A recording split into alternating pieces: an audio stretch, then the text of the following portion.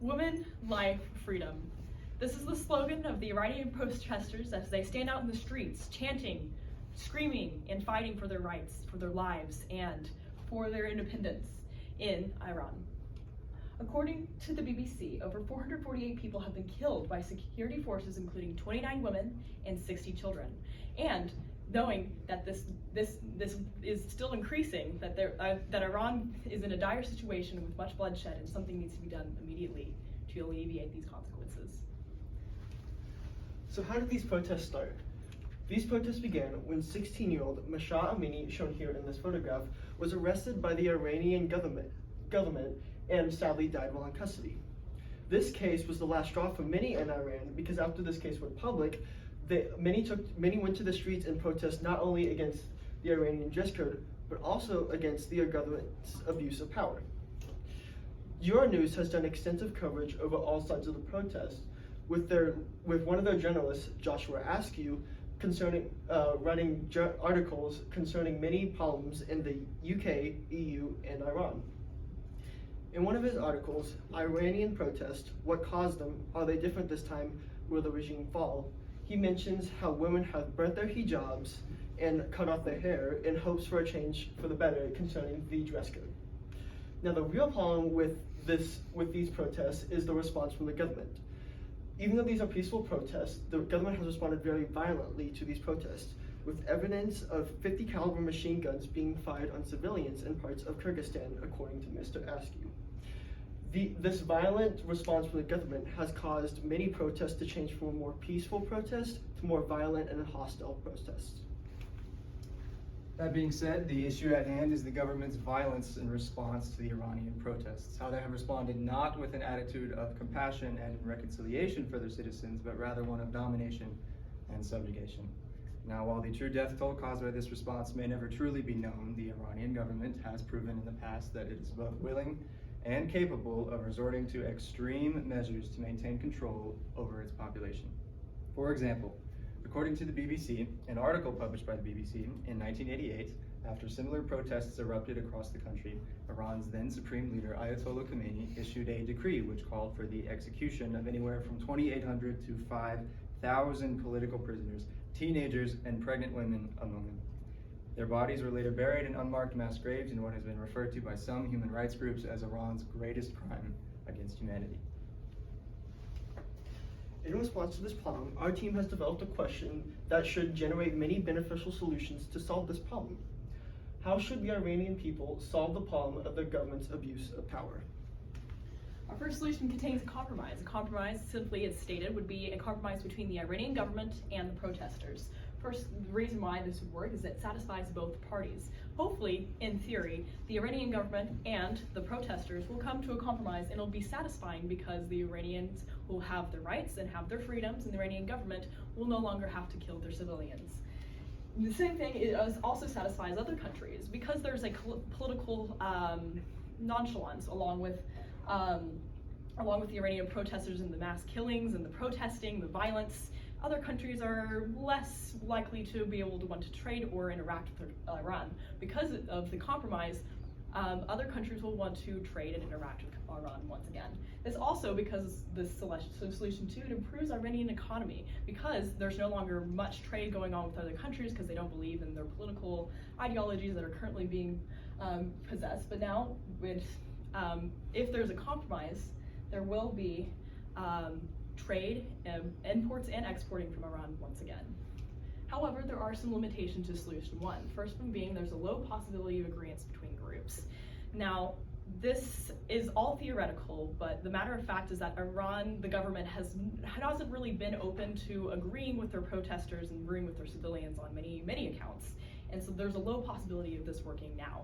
The second is that there's a high possibility of exploitation by Iranian officials. Iran may at first come and agree with their protesters and the protesters' needs and demands, but later on they might go back to the original ways, which would put Iran back at square one with the protests and violent killings. A second possible solution to this issue would be to incite a revolution, one in which the current government is deposed and a new system is established, one that's more in line with the ideals and beliefs of the people of Iran. Now, it's far too easy to say simply overthrow the government and make your own rules, so in practicality, this solution may take a few different forms. First and foremost, the protesters turned would-be revolutionaries could possibly receive foreign aid from countries who are like-minded with them and wish to see them succeed. On the other hand, they could keep it a domestic matter, which would help to contain the conflict, but would also harm their chances of successfully overthrowing their government. And finally, a revolution would absolutely require physical force, as the Iranian government is highly unlikely to simply roll over and allow themselves to be deposed. Now, the solution, while extreme, is credible because it allows the Iranian protesters to accomplish all of their goals in a potentially short amount of time, and it allows them to establish a system of accountability within their new government. One that, according to a United Nations Human Rights Commission, is a fundamental condition for the respect and protection of human rights. One that is part of a state's obligations under international law. A system that Iran's government, in its current state, lacks in its entirety. But, as with all solutions, they are not without their limitations, and this one is no exception. First and foremost, a revolution would undoubtedly bring with it great bloodshed. In the past 100 years, there has been no example of a successful major revolution that has come without bloodshed. Secondly, it carries with it high risk, and inciting a revolution would undoubtedly bring chaos and unpredictability into the conflict. And finally, it holds devastating consequences, both if it succeeds and if it fails. If it fails, the protesters are back to square one. If it succeeds, it has the potential to create a power vacuum in which anyone could assume power for any reason. Coincidentally, this is exactly what happened during Iran's last revolution, which brought about its current government.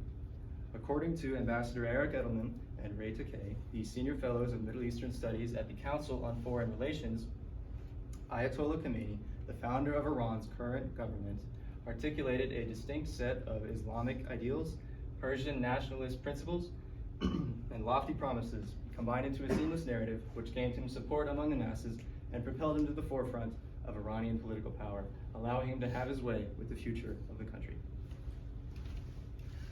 Out of all of the solutions presented today, solution one would be the best solution. This is because, compared to a revolution, solution one brings the least amount of bloodshed. And because both sides, the Iranian government and the Iranian people, come together and have a peaceful debate and come to a consensus that agrees to both sides to some extent. Now, because of this consensus, it is the most likely solution to prevent further solutions. This is because ideas from both parties are being accepted and combined into one. One piece of evidence that supports this claim is the Yellow Vest movement in France. The Yellow Vest movement began in 2018 when protesters started protesting against the rising cost of living and the proposed fuel tax increase that the government proposed. These protests were marked with a widespread of violence and property damage, which the government responded with a hotline stance.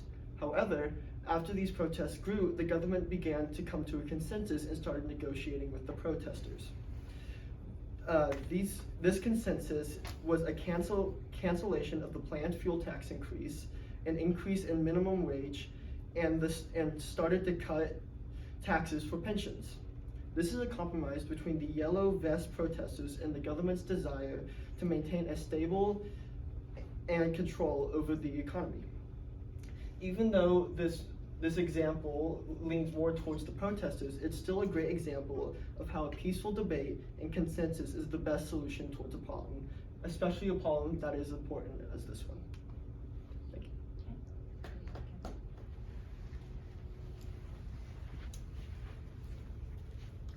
Okay, Olivia, reflecting on your colleagues' work, which one had the greatest impact on your overall understanding of the problem your group identified?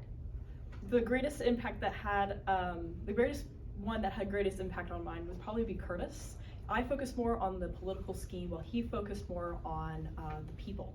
And because this is a government versus the protesters and versus the people, Curtis's influence and Curtis's IRR and ideas came a lot into play into our presentation. Art, how did the group decide to include Olivia's perspective, lens, or conclusion into the overall presentation?